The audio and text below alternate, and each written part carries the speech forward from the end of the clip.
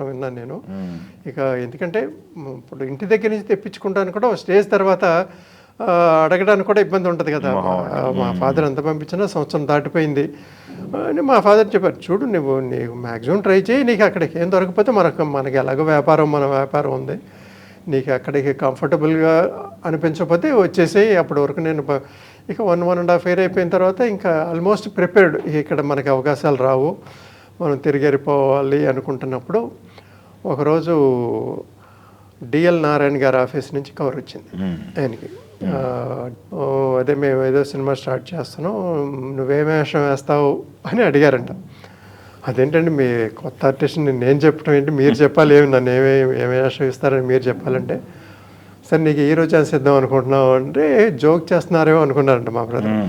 అదేంటండి నా మీద జోకులు ఏంటంటే, నేనంటే కాదు నిజమే, సిపాయి కూతురు అనే సినిమా తీస్తున్నాం, దాంట్లో నువ్వే హీరో అని చెప్పేసరికి మా బ్రదర్కి బిగినింగ్ నమ్మబుద్ధి కాలేదు, కానీ బట్ ఆయన సిన్సియర్గా ఆయన మాటలో ఒక సిన్సియరిటీ కనపడింది కాబట్టి తర్వాత ఇక దానికి ప్రిపేర్ అయిపోయి మంచి హ్యాపీ అకేషన్ కదా. అసలు ముందు చిన్న చిన్న వేషాల్లో ట్రై